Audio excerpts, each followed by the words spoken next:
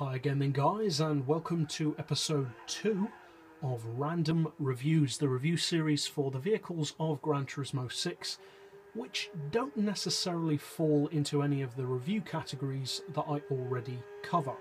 These are vehicles which maybe don't have many, if any, rivals on Gran Turismo, such as the Jay Leno tank car from episode 1, or they could just be vehicles which you're not sure about buying, or if you do own one, you're not really sure about what's best to use it for. Is it a competitive vehicle, or is it good as a drag car or a drift car, or what? And in this episode we're featuring a vehicle which has actually been requested for me to review a few times. It's the Renault Avantime, kind of like a two-door version of the Espace, essentially.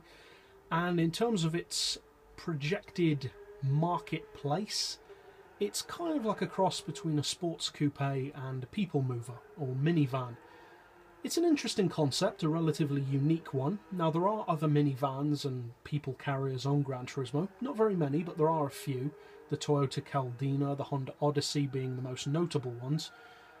But this car, even within that category, is pretty unique. And you don't see many of them on the road. I've seen a couple, but funnily enough, the place where I tend to see the most of these is actually at the Goodwood Festival of Speed. The car park usually has around 5 to 10 Avantimes whenever you go, which is kind of strange. It must have kind of a following among petrol heads. Personally, I've never been a massive fan of the car. I think it's interesting, and I think for a people mover it's relatively good looking. But it's just never really reached the potential that I think it has on Gran Turismo, and I would say that that's still the case. Now, it's certainly not an underperforming car. For a people carrier, it's very good, but it's not quite as powerful as it arguably deserves to be. Now, strangely enough, it's a front-wheel drive car, which again makes it pretty unique among the cars of Gran Turismo of its type. But that's actually good in a couple of ways, because front-wheel drive cars are actually, with the right tuning, fantastic around corners, and that is definitely the case with this car. It's one of the best handling, if not the best handling people movers in the game. And it also keeps the weight lower than it would be compared to if the car were rear-wheel drive or all-wheel drive. Still a strange choice though, considering the engine. It's got a 2.9 litre engine. It's naturally aspirated, strangely enough. I kind of wish that we could turbocharge it, or at least supercharge it. As I said earlier, I do think this car kind of falls short of the power that it deserves on the game. Now, speaking of power, fully tuned, it sits at 372 horsepower and a pretty decent 328 pound-feet of torque. So, as I said, it's not an underperforming car by any means, but considering that the engine is very similar in raw spec to the Clio V6, it would be nice to have more the kind of power to rival the Clio V6, whereas this has considerably less. It also has considerably less than pretty much any of the large people carriers. The Honda Odyssey has more power, the Toyota Caldina has significantly more power, and it's just kind of a shame because it all adds up to the car not getting as much use from the vast majority of people as it arguably deserves to get. Now, speaking of weight, as we were earlier with the front-wheel drive advantage, it's actually lighter than you'd think.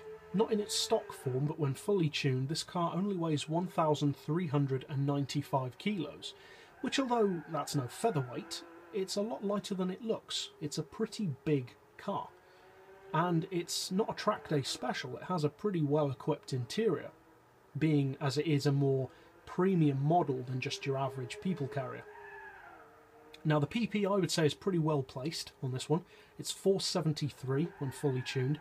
I would recommend, if you do want to use this for racing, I'd recommend having it maybe around the 450 PP mark, because it falls just shy of 475, and at 475 you can get some pretty rapid vehicles. If you want to use it at that level though, by all means go ahead. It's certainly capable of winning races, but I just personally would say it's a little bit more effective at the 450 PP level. Now, as far as performance, it's actually pretty strong. It's quicker in a straight line than the Honda Odyssey. Not necessarily off the line, but for top-end performance, this car can do around 180, 190 under its own power, which is, as I said, quicker than the Odyssey, which does around 160, 170, despite having more power.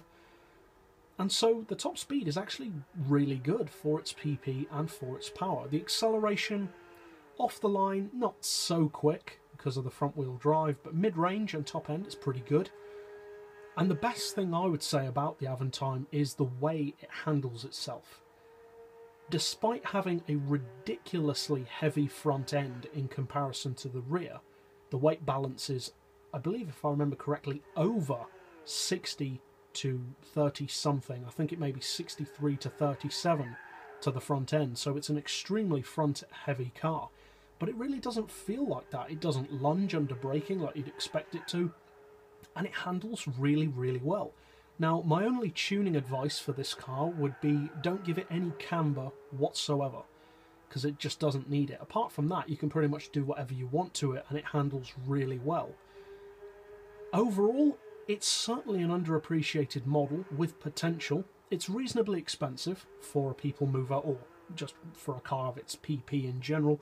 It costs 52,000 credits. But I think the majority of that price is due to just how specialised this vehicle is. It's almost in a class of its own. In some ways that's a good thing, in some ways perhaps not so good, because for many people that kind of makes it a bit overly niche, kind of like the Delta Wing or the tank car.